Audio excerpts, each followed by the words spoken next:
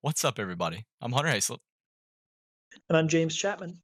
and today we're going to be talking about the buddy algorithm. So, a couple topics that we're going to go over today is just going to be the buddy algorithm, of course, and kind of what it is, and then also we're just going to walk through a pretty easy example of kind of how it finds files and stores them. So, what exactly is the buddy algorithm? I'm glad you asked. It is a method of memory allocation where available space is repeatedly split into halves, also known as buddies. Yeah, so if you look over here in the right with the picture that we've made, you can pretty much just see a 256 getting split up into two buddies of 128 blocks. And that's kind of where the buddy algorithm name came from. There's two of them and they're buddies. So if we're just going to keep splitting the buddies until it chooses the smallest possible block that contain the file. You'll see later in an example, we're going to walk through a couple of these, but it'll actually just keep splitting and splitting and splitting and try to find a file that can fit into one of the smallest blocks that we got. So this does have some advantages and disadvantages. Namely, some advantages are that it's super easy to implement, and allocation and deallocation of memory with this method is extremely fast. And it also, of course, has some disadvantages, as everything does. And this requires that units of space to be a power of two. We'll show again in our example later on that if something isn't to a power of two, then it will lead to considerable internal fragmentation. So it's actually going to have a little block where that memory is actually just not even being used. So now we're going to kind of go through an example of it. That's what it was, and now let's show you how it kind of works. So you start with an open amount of memory, in our case, 1,024 kilobytes, and there are system calls to save certain amounts of memory to that space. So, for example, if we were to start with a batch of 64 kilobytes, it will check to see if the available memory is uh, big enough to contain the file if you were to split it in half, which this 1024 block of space definitely is. So we split it in half. The two 512 buddies. But these are still too big, so we split them in half, or split the bottommost in half, excuse me, into a 256 and another 256, which is still way too big, and you keep going, keep splitting to 128, and then finally to 64. Now, at this point, if you were to split one of the 64s, it would no longer contain the file, so we can store A right at the bottom block. It's important to note that as it is splitting, it is keeping note of which of these splits are buddies for future notice. Once you deallocate some of these memory spaces, these will need to merge back together into larger blocks, but only if the buddies themselves are empty.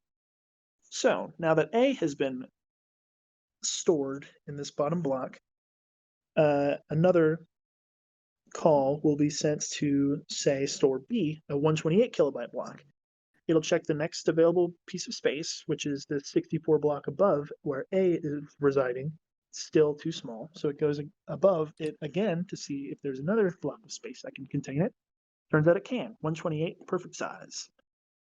Now, if Hunter, if you would like to pick up with what it decides to do with C. Yeah.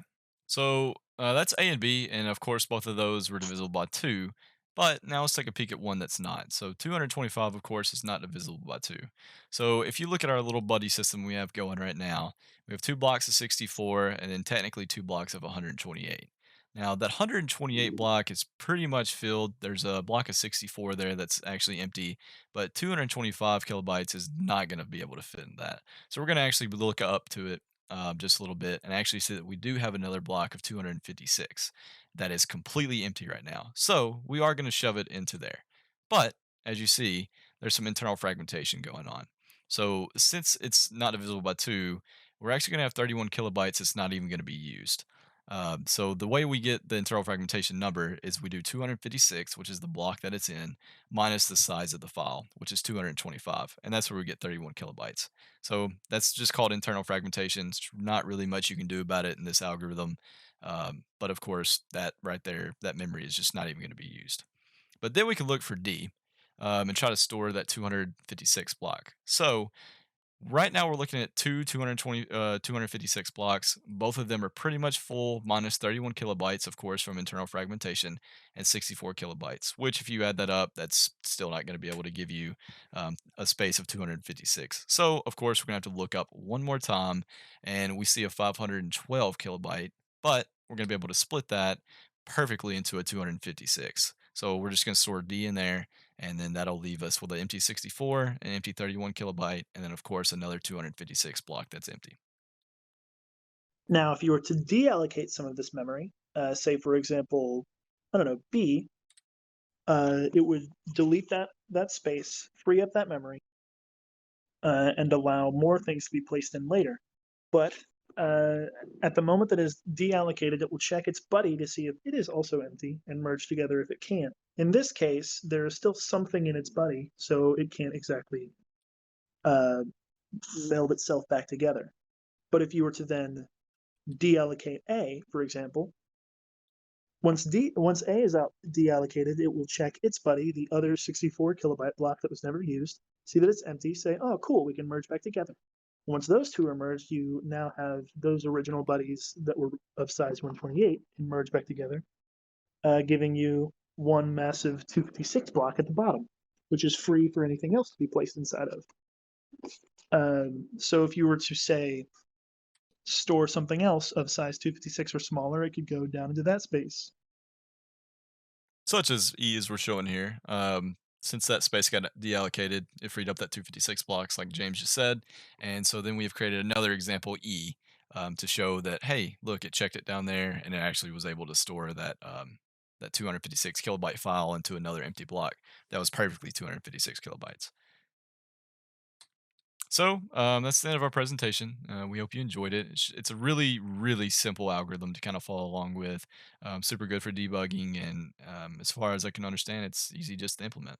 So I've been Hunter, I've been James. and we appreciate it. And this is also our sources slide. We just watched a couple videos, and of course, Geeks for Geeks to kind of give us a good example and kind of help us be able to follow along.